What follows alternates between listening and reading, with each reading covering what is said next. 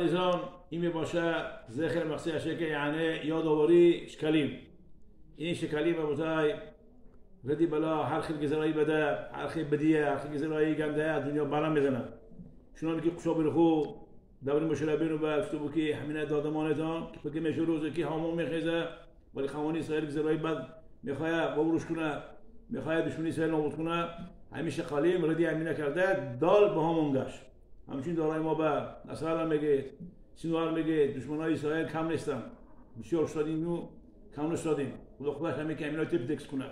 همین که امینای به زمین درآورده بروزی همانو بروزی عملش دارن. بنابراین ما همیشه قلیم میتیم که این میباشه همون گزارای بودی ولی خبیث صاحب میبرداره. همین روزگارانی پولیم پیش چطور خاصیتش بلند میباشه. این البته معنیش همین که در روی مقداش به قربان می‌آوردن. هر بگاهی یک دانه گوسفند و هم هر نمازگیری پیش از افطار پریدن. این نام داره تکلیف حادثه با بوقر، تکلیف این تعصیب بین عربایم. یعنی یک دانه گوسفند بگاهی، یک دانه گوسفند پیش از شب تاریک شدن. همین قوم اسرائیل پول می‌شیندن. این شکالی ما دانش خاصی شکل میباشه 40 شکل به نرخ امرو 9 گرم نقره پولش. همین اینا جمع کردن از قوم اسرائیل همین دو دانه گوسفند قربان می‌آوردن. یعنی 365 روزی که قربان می‌آوردن این همین پولایی که همینا جمع کردن که هر فرزند اسرائیل به همین قربان می‌آوردگی هر روز او شریک میباشه.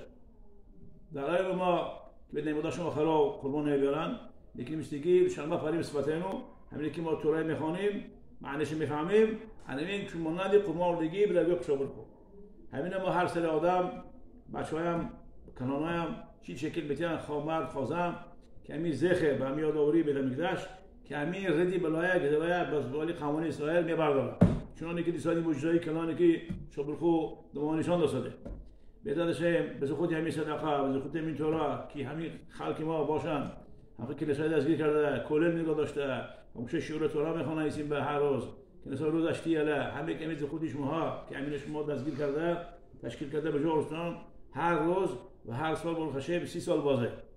بنابراین این خودی تورا از خودی میسوا ردی بالا همه گزارایی بده از سری قانونی سر برداری رسون به دختر چاما جای قابل غلطن سر چاما به جای قابل غلطن عباشار نمیرا عبرا روز بینیم خواب دیم زر کرده بیزادشیم همونایی که لایقشی و لایقزن به نزدیکی میاد مختوم ازالشان یابن همونایی که فرزند به همین التماس به قشاب خدا که خدای تعالی و همین فرزندای لایق دخترای لایق فرزند پسرای لایق همه که همین به دنیا همین هست که خدا معین قوم اسرائیل به نگهداری خودش نگاه داره و برای همین بدولیم همین که این پناسه بریود شفا نخد و همین که همینه قبول کنه و با ماها شفا برخه اصلخه بریود به درد و به غم به علم به کسلی و بیماری ارزانیشیم به زخوتی همین اسرائیل که ماها همینه به جا افتادیم باشیم سلامت تعریف های قوانین اسرائیل تسکول میتوات مشانی ربات آمین که نیرتو